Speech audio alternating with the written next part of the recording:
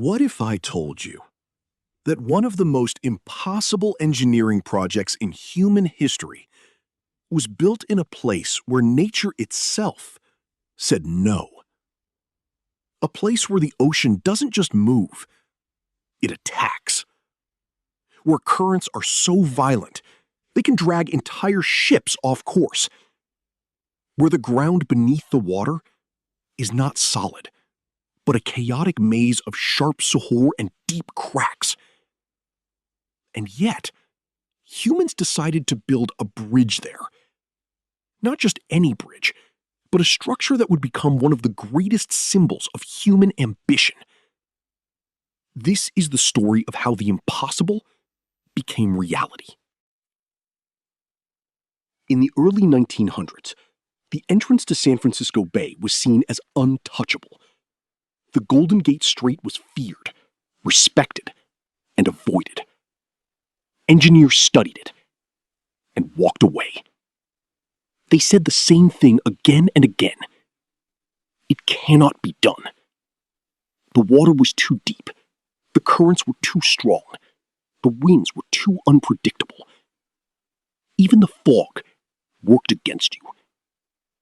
Ships would lose direction in seconds. Visibility would disappear without warning. Nature had created a perfect barrier. But then, something changed. The 1930s arrived, and with it, one of the darkest periods in American history, the Great Depression. Factories shut down. People lost their jobs. Entire families struggled just to survive. San Francisco needed hope. Not just words, but something real. Something massive. Something that could bring jobs, confidence, and a sense of future. And that's when the idea returned. Build a bridge across the impossible. Most people laughed. Some called it madness. Others called it suicide. But one man refused to let it go. His name was Joseph Strauss. Not a famous suspension bridge expert. Not a celebrated genius.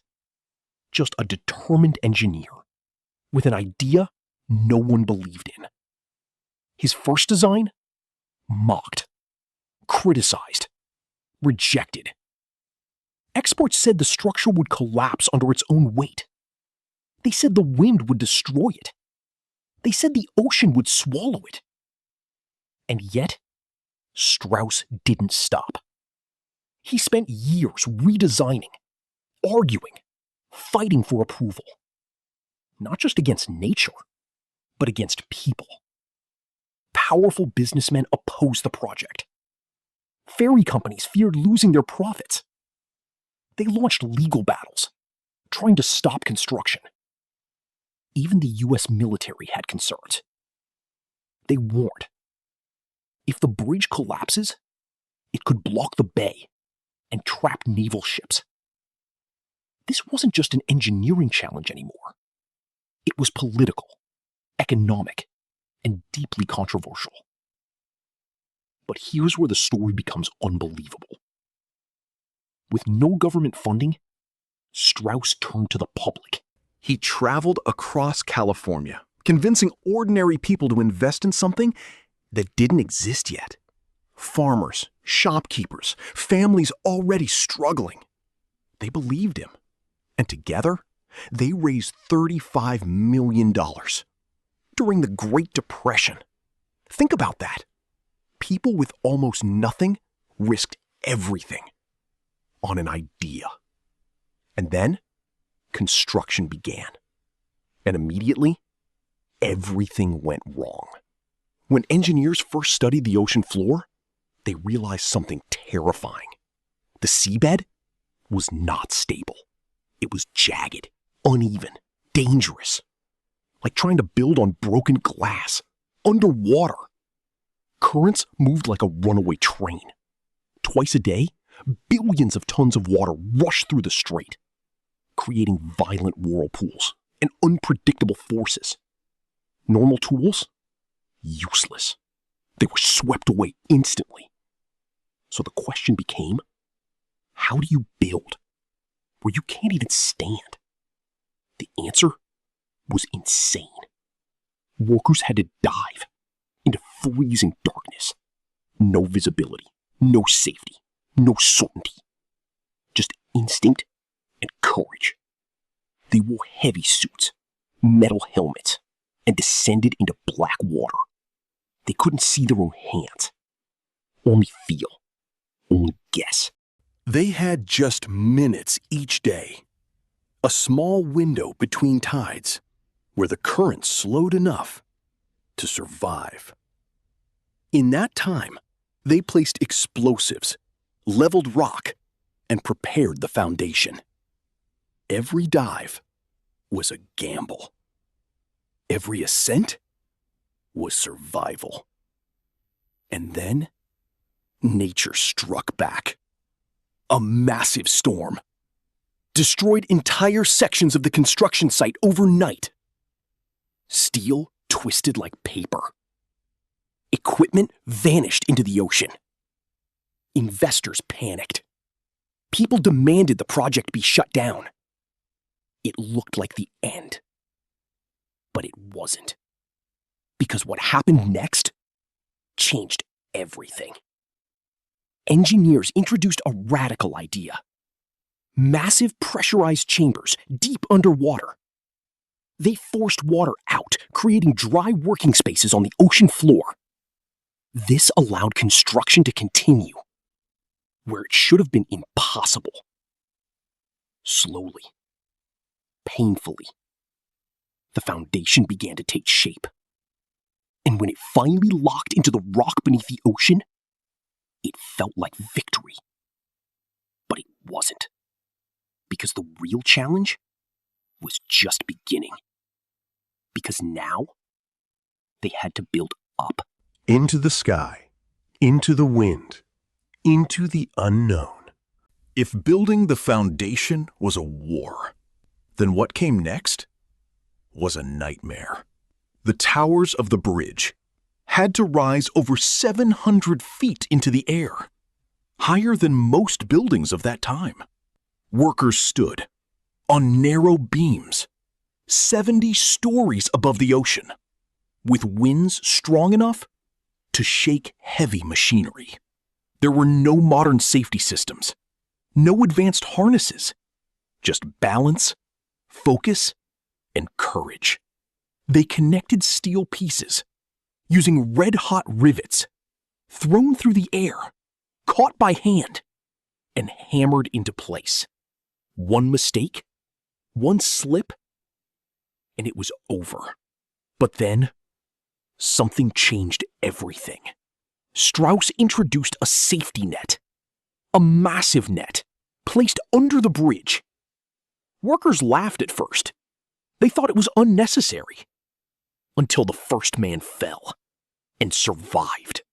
By the end of construction, 19 men had been saved. They later formed a group called the Halfway to Hell Club. But even with safety measures, danger never disappeared. Because the bridge itself started behaving strangely. Engineers noticed something shocking. The structure wasn't rigid. It was moving. In hot weather, the metal expanded. The bridge sagged by several feet. At night, it rose again. It was alive, breathing with temperature, reacting to nature. And then came the wind. At the time, engineers didn't fully understand aerodynamic forces. Many bridges had collapsed because of vibrations. But this time, they did something different. Instead of fighting the wind, they let it pass through. The design allowed air to flow freely, reducing pressure, reducing risk. The bridge didn't resist nature. It adapted to it. And that decision saved it. Because decades later, disaster struck. In 1989, a powerful earthquake hit California. Buildings collapsed. Highways broke apart. Chaos spread across the city. And right in the middle of it, the bridge stood. It moved. It swayed. It absorbed the energy. But it did not break. Not a single major crack. Not a collapse. Not a failure. Engineers were stunned. How did a structure from the 1930s outperform modern constructions? The answer? Over-engineering. Without computers, designers added massive safety margins. They built for the worst-case scenario and beyond.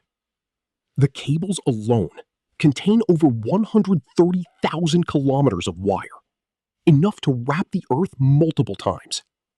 And beneath the surface, something even more incredible happened. Over time, the concrete foundation bonded with the ocean floor, becoming part of the Earth itself. The bridge wasn't just built, it merged with nature. Today, it still stands. After storms, after earthquakes, after nearly a century. And the biggest mystery remains.